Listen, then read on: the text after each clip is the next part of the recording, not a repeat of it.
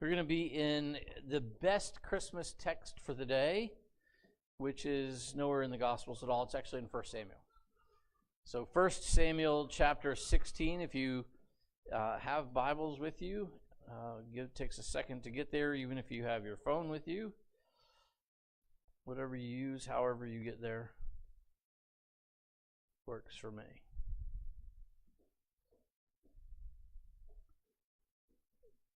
I will find this, or I won't. There it goes. All right, 1 Samuel chapter 16. We have a new memory verse going into this series. We're going to be focusing on Christmas really for the next 4 weeks. We've entitled this series Royals, a Divine Vision.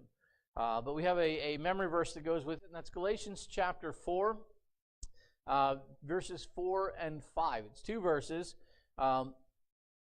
These are among the more critical verses that we talk about at Christmas time. We think about Jesus being born, all of the events that surround it. I think this is one of the most important couple of verses that we could know. And so if you'd read them aloud with me, and hopefully they'll begin to make an impression as you go in your heart and your life, in your days. Galatians chapter 4, verses 4 and 5. But when the fullness of the time had come, God sent forth his Son, born of a woman, born under the law, to redeem those who were under the law, that we might receive the adoption as sons. It's absolutely paramount. There's so much truth that is in that one verse that we oftentimes miss it. So 1 Samuel chapter 16. Everybody okay? Christmas is kind of a complicated season. I know we talked about schedules going crazy and overflowing, and many of ours do, whether you use a calendar, a day timer, day runner, day planner, Apple Calendar, Google Calendar, whatever you're using, typically this time of the year, there is more things going on than you would care to try to manage, most of us. But that's not the most complicated part of Christmas in my mind. For me, I think Christmas is complicated because it really presents us with this weird juxtaposition of sacred traditions and secular traditions that are sometimes at odds with each other. And now some of our secular traditions aren't what we think it is. You know, it's not like Jesus and Santa are having a battle all the time, although those two things are at odds too. But you think about it. We think about it, a sacred tradition. We just sang it, Silent Night. A silent night of worshipful contemplation certainly conflicts with obligations that stress your already overburdened calendar, don't they? Because in the hustle and bustle of an overburdened calendar, where do you find time for a silent night of worshipful contemplation? Basically, by the time you find silent night, you're unconscious, right? And so it kind of doesn't work together really well. You think about peace on earth and goodwill toward men. That's a sacred tradition. That is you could use that as if you wanted to be very distinct, you could use that as a greeting, or as a what do you call the opposite of greeting when you're saying goodbye? Like hello, goodbye. It's peace on earth. It's like live long and prosper almost. Peace on earth, goodwill toward men. It would make you distinct. People would remember. They might think you weird, but that's besides the point. Who cares? But you think about peace on earth, goodwill toward men, and ultimately how that conflicts with the battle royale that's going on at Walmart, or whatever other retailer happens to be out there. I mean, how many times do we have to read about on Black Friday that there was a fight in a store for people buying Christmas presents to celebrate peace on earth and goodwill toward men? Kind of doesn't calculate, does it? You think about the celebration of Jesus' birth and the salvation that he ultimately brought, and how it conflicts with the rampant materialism that rears its head this season. As we spend money we don't have to buy things that people don't want for people we don't like. I mean, it's just bizarre. You turn on the television, which I don't necessarily encourage you to do most days, but you turn it on and there's going to be ad after ad after ad after ad of all of these things that you need. Amazon has got it down to a science. I keep getting emails from Amazon saying, hey, you need this. And occasionally I go, click, yes I do, click, I'll take that. That's not good. That's not good at all. because that has nothing to do with Jesus. That has nothing to do with salvation. That has nothing to do with a perspective that's eternal. Yes, I did need that alarm clock, but how Amazon knew that, I have no idea. But still, the materialism that often accompanies Christmas is just in direct contradiction with the simplicity of the gospel. Of all the ideas that conflict, I think materialism is probably the worst. Our desire to give gifts to those we love, like God gave gifts to us, turns into a compulsion to give more than we should, and sometimes give more than we even can. I know as parents we feel this pressure. Like, my kids need to have X for Christmas. My kids need to have Y for Christmas. My kids need to have Z for Christmas. And really, you could have stopped at X, and even that was probably too much. How much do we actually need to get at Christmas? How much we want and need are very different things, aren't they? And I think that materialism is the thing that really strikes at the heart of it. We can actually come to the place where we almost worship gift giving, where we almost, in some respects, worship those to whom we give. You think about, we're called to sacrifice for God. When we begin sacrificing to give our kids presents they don't actually need, what does that say about their role in our lives? Just thinking aloud here. We can begin to worship the act of giving, but what do we usually get in return? Grief, usually. When you overbuy and you overgive, and then you spend the rest of the year trying to pay off those credit cards, pay off all the different things. And you're hoping in some respects that, maybe they'll respect me, maybe they'll behave, maybe they'll stop fighting for 5 seconds. And 5 seconds, you've got it timed just about right. Right? And we give, and sometimes it becomes grief. Too often, Christmas reminds us of the opportunities that we do not have and the difficulties that we have in abundance. That's where some of us live. I know some people don't like Christmas. It reminds them of the opportunities they don't have and the difficulties they seem to have in abundance. But here's the question. What if the difficulties in your life were actually opportunities? What if? We need to consider that God sees differently than we do. And sometimes the challenges, sometimes the difficulties, sometimes the adversities in our lives, God's looking at them going, I'm giving you opportunities, you're just thinking they're backwards and you don't take them. And that brings me to 1 Samuel chapter 16. I'm actually going to back up just a hair and start in 1 Samuel 15 because we want to see how God sees. What does God see? What does God's vision look like? But it starts off, this particular story, starts off with dark days for Samuel. Samuel was a priest and he was a prophet. Now, at this time in Israel's history, Samuel was really one of the most important people in the nation of Israel. It was he who served as priest of God. And it was he who served as prophet of God. When somebody wanted to know God's opinion on something, they got an appointment with Samuel because they knew that Samuel had the ear of God and that Samuel also had the word of God. And so when they wanted to know what God's opinion was, they talked to Samuel, and Samuel would tell them what God had for them. And so Samuel is a very important person. Most of the prophets were, but Samuel more so.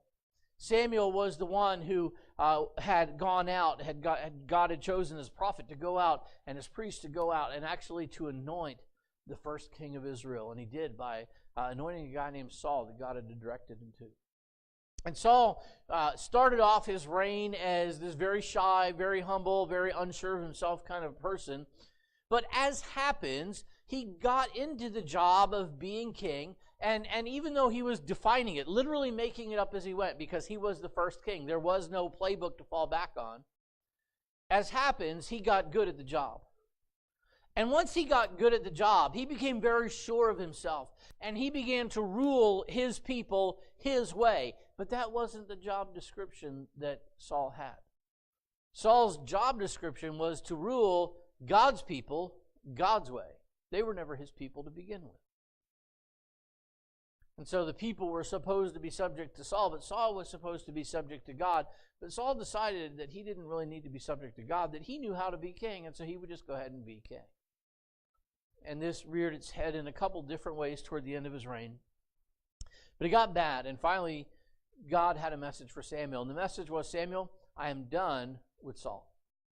He has crossed the line. Done. It's time for a new idea. But this really was dark days for Samuel, because it was Samuel's job to go to Saul, the man who he had anointed, and say to him, your reign, the reign of your family, is done. God is changing dynasties here.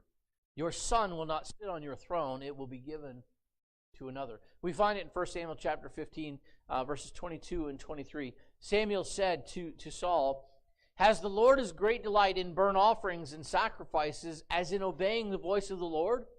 Behold, to obey is better than sacrifice, and to heed than the fat of rams. For rebellion is as the sin of witchcraft, and stubbornness is as iniquity and idolatry. Because you have rejected the word of the Lord, he also has rejected you from being king. Now, God, and we've talked about this, God will not force anyone to do anything. We have the freedom to choose, but it's important that we understand that God does too. While God will not compromise or override our ability to choose, we need to understand we do not compromise or override his ability to choose either. And sometimes our choices have consequences. And this is what happened in Saul's case. That Saul, the choice that he had made to rule his people as he saw fit, the consequence of that was that the throne would depart from his house, and that God would install a new king to govern his people. Because these were still God's people. It was still God's nation.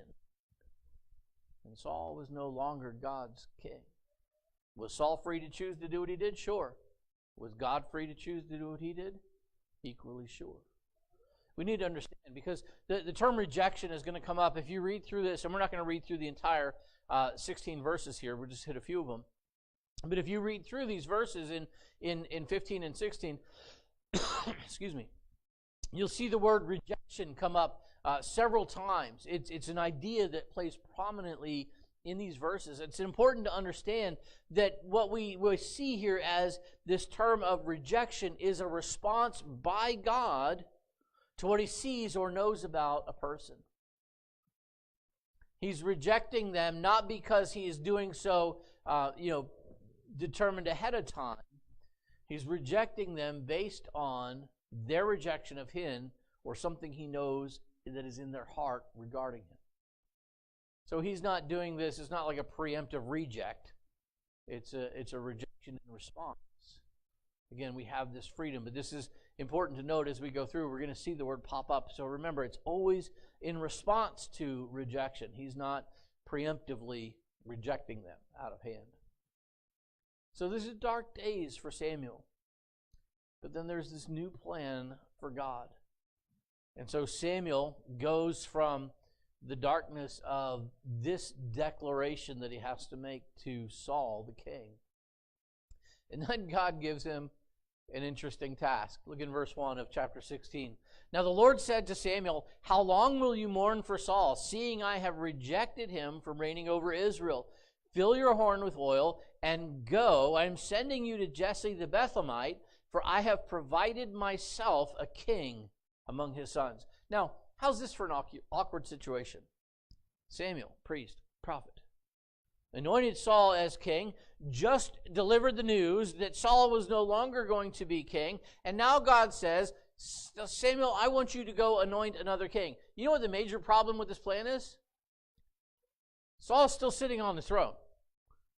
God may have said, I'm done with you, but that doesn't mean he was gone. Saul was still there as, on the throne of Israel, commanding the armies of Israel, and now Samuel's going to go anoint somebody else to be king of Israel. How's that going to play out? Not well? Poorly? Do you think Saul would be like, oh, that's fine. Go ahead, anoint a new king, that's fine. No, because Saul was busy governing his people his way. He'd already cut God out of that equation. And so the fact that Samuel was on a mission from God had about as much credibility as the Blues Brothers had. Right? How many of you know that movie? Some of you are like, what is he talking? Yeah, you can go watch it. It's on network all the time. Anyway, and so God gives Samuel the instruction, take a cow with you, take a heifer. He said, go to Bethlehem. You're going to be anointing a king, but what else you're going to be doing, I'm going to tell you, take a cow with you, and I want you to go to Bethlehem, and I want you to offer a sacrifice there. And so this is kind of like the cover mission. It's still, God gave him both. It's got the mission and then the other mission. And so Samuel rolls up into Bethlehem, and Samuel is such a big, forceful person at this point that he gets to Bethlehem, and the elders, the leaders in the city of Bethlehem, they want to know if he comes in peace or not. Like, he's a prophet of God. He's going into a city in Israel, the people of God, and he shows up and they're like, are you here in peace or war? They say, that's kind of freaky. No, because Samuel, as the prophet of God, had dispatched a few of God's enemies personally. And so this is a big question. This is a real question. This is a real fear. Are you here peaceably? Are you going to call stuff down? Do we need to take cover? Did you bring a sword? Do we need to check you for weapons? And Samuel's like, no, I'm just here to offer a sacrifice. The only thing I brought with me was a cow and, an assistant. But I got a cow. We're going to do an offering thing. And so he tells the people of Bethlehem, the leaders there, he said, consecrate yourselves. We're going to have this sacrifice. And he invites them to it. And then the Bible says, interestingly, that he consecrated Jesse and his sons. Now, that's kind of an odd term. You got to push at that one a little bit. The word consecrate means to make holy or to set apart. You say, how in the world did Samuel, as he's inviting the elders of Bethlehem, consecrate Jesse and his sons? Basically, it goes like this. I'm having an offer. I'm doing a sacrifice. You're welcome to attend. And Jesse and his sons are required to attend. This is how he consecrated them or set them apart. He extended an invitation to them to which they could not say no. As the prophet that he was, as the priest that he was, he required their attendance because they were part of his real mission. And so that's how he consecrated them. When you read that, it's kind of like, wow, he made them holy. He didn't actually make them holy. He made their attendance mandatory. He set them apart in that way. Everybody else can come. They must come.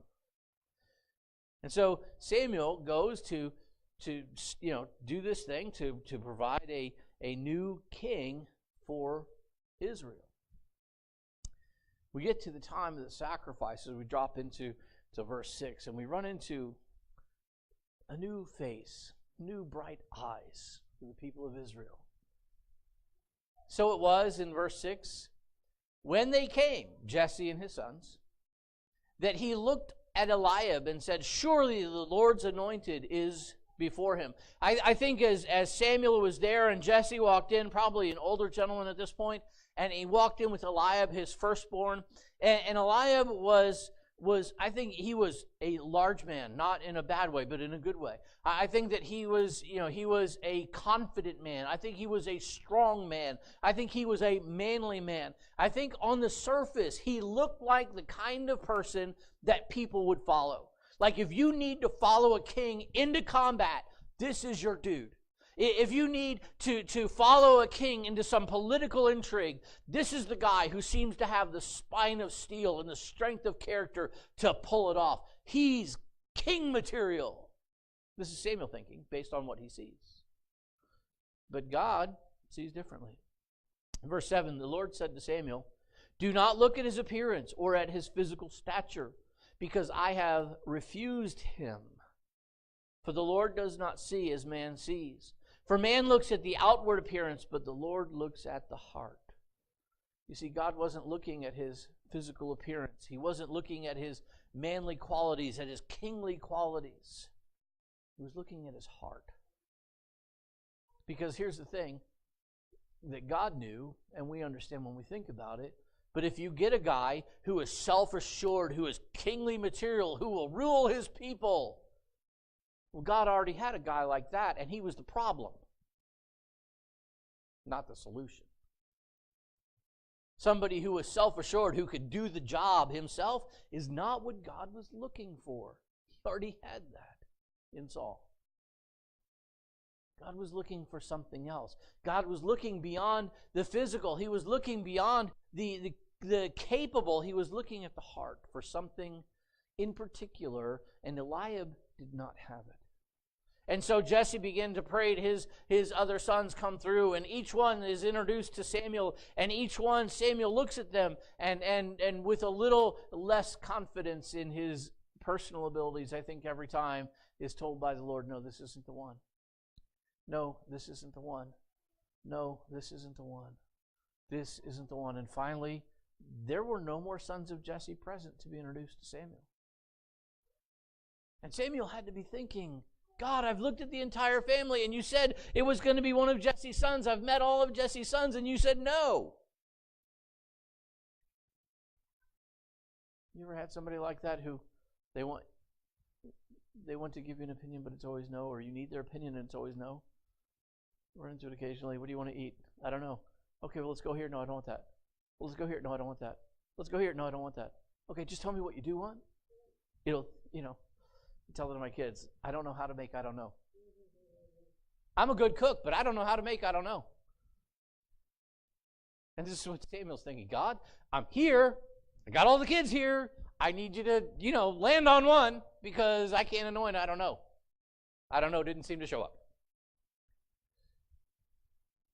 So Samuel turns to Jesse in verse 11. Samuel said to Jesse, are all the young men here? Like, wait, did you leave anybody behind? Then he said, there remains yet the youngest, and there he is keeping the sheep. Now, we actually see in that response a problem that Jesse had that probably Eliab had as well. Because we do, foist some of our biggest problems on our oldest children. Jesse's problem was that he chose what obedience looked like. The instruction was, come to the sacrifice, bring all your sons. And Jesse said, I'll come to the sacrifice and I'll bring most of my sons. The instruction wasn't most, it was all. But Jesse decided that the youngest one, he was too young. He didn't belong in this kind of sacred thing. And that nobody really wanted him, that he wasn't very important, and so we could just leave him home. And somebody needs to watch the sheep after all. Granted, we have servants, but, who cares? We don't need David there. He decided what obedience looked like. And this is what Eliab was probably too, that self-confidence, I know what's right. It may differ from what God says, and God's wrong. We would never dare say that, but we act that out, don't we? And so this is what Jesse had as a problem, likely what Eliab had as a problem as well. It's certainly what Saul had as a problem. It was the problem. So he said, yeah, we got David in verse 12, and the end of verse 11. Send and bring him, for we will not sit down till he comes here. We're done. We're stopping. Everything's stopping. We're not even going to sit down till he gets here. So he sent and brought him in. Now he was ruddy, with bright eyes, and good looking. And the Lord said, arise, anoint him, for this is the one. Can you imagine, here comes David. He's running around as kids are wont to. He's probably, very early adolescence at this point. He's ruddy. He's pink-skinned. He's kind of soft. He's got bright eyes. Basically, what you get is a kid with very bright, distinct eyes who has, good flesh tones. He's a good-looking kid. He had all the makings of a lady killer, not a giant killer. That's why he was left at home. And he walks in, and and he was a musician to boot. So he had a lot going against him. Lady killer all over him, and he shows up, and God goes, that's the one. Anoint him. So what did Samuel do? He anointed him. That's what he was there to do. He anointed David to be the next king of Israel. Because God saw differently than Samuel saw. God saw differently than Jesse saw. God saw differently than the people around saw. The question is, what did God see in David that nobody else saw? And actually, it was another guy named Saul, we know as Paul, that answered that question for us. Acts chapter 13 and verse 22. The Apostle Paul is speaking. He said, when he had removed him, speaking of Saul, he raised up for them David as king, to whom also he gave testimony and said, I have found David, the son of Jesse, a man after my own heart, who will do all my will. What God saw in David was a person whose heart and whose will aligned with his. He's a man after my own heart, a man who will do all my will. Not somebody who will become so self-assured that they will lead their people the way they see fit, but somebody who will lead my people the way I see fit. Now, some of you are thinking, I know David. I know a few things about David.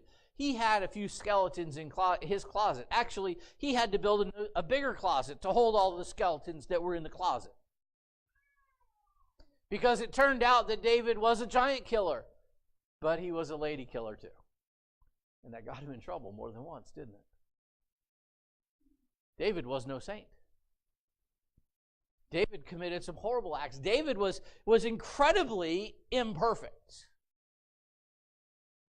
But see, God wasn't looking for perfect either. God was looking for somebody whose heart and will were aligned with him. God knew what David's flaws were. God knew before the first drop of oil hit his head the havoc that David would wreak, the sins that David would commit, the abuses that David would conduct. He knew all of that. But he wasn't looking for perfect. He was looking for aligned. He knew that David was committed to God first and foremost. And that's what God was looking for. He was looking for someone who was committed to him first and foremost. He was looking for someone whose heart was aligned with his. He was looking for someone whose will was aligned with his. And because David was committed to God first and foremost, God gave David the tremendous opportunity to become king. But it was based upon what he saw in his heart. That was alignment.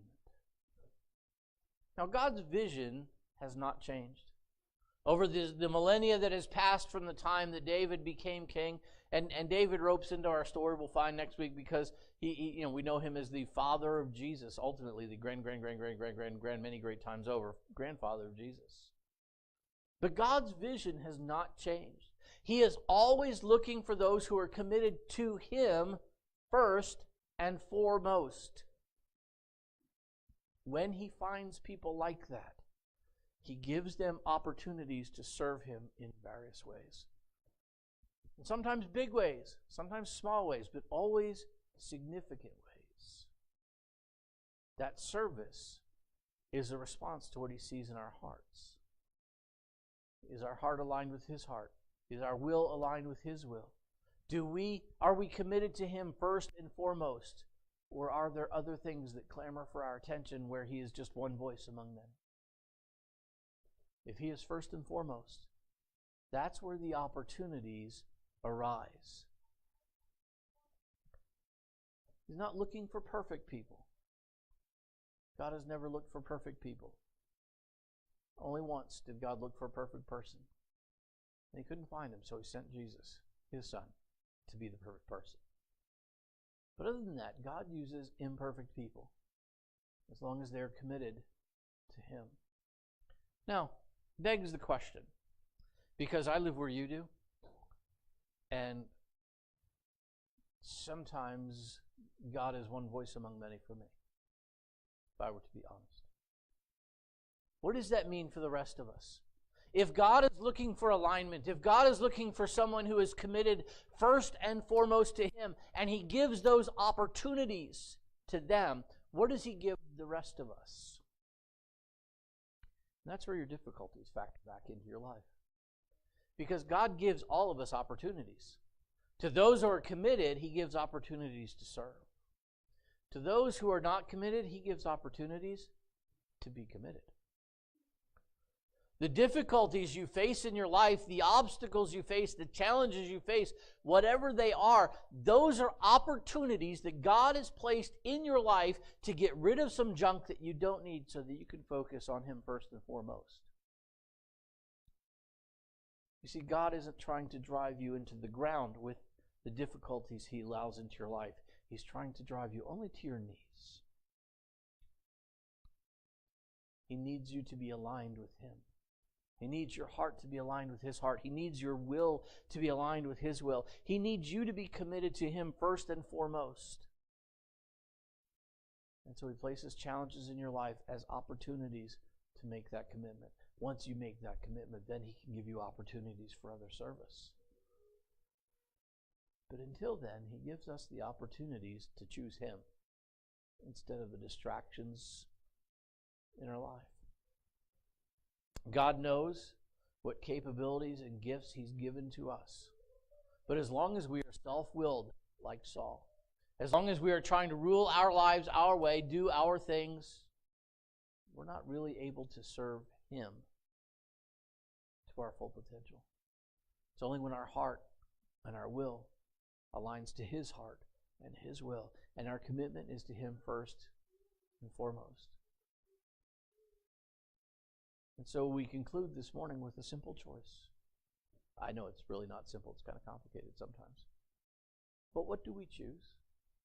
Are we willing to choose God first and foremost and make everything in our life second to that?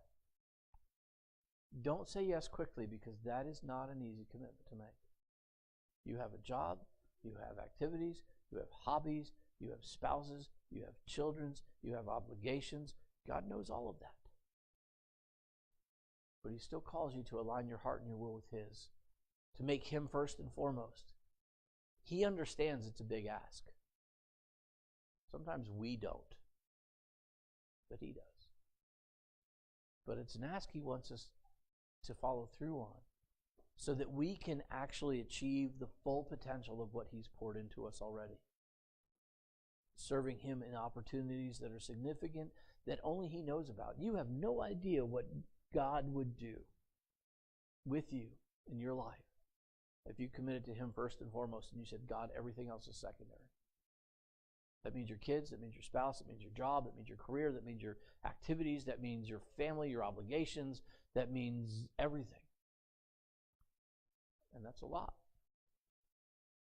But you have no idea what service God might tap you for if you put him first and foremost. One thing I can tell you, it would be significant. It would be better than the rat race we live now. That I live now. But it always comes down to a choice. He's not going to force his will upon you. He's not going to force his heart upon you. But he puts it out there for you, saying, the boy king, he would become a great king. Not because he was a great man, because he worshiped a great God. Because his heart and his will were aligned with a great God. David would become the cornerstone of a new Jewish nation, of a golden era, of a family lineage dynasty that would last into eternity. Because his heart and his will were aligned with God's. Where are yours today? Where's mine today? Where could we be? What could we choose? That's something only you know. Father, this morning as we think about the boy King David, we are reminded of the untapped, untold potential that each of us has to serve you. Father, I don't think it's even in our grasp to understand how much potential each of us possesses. But we limit our potential with all of the things that get between you and us. Lord, help us to be reminded this Christmas season, as we think about you holding nothing back, sending Jesus to this earth, to hold nothing back. Help us to remember that you see differently than we do,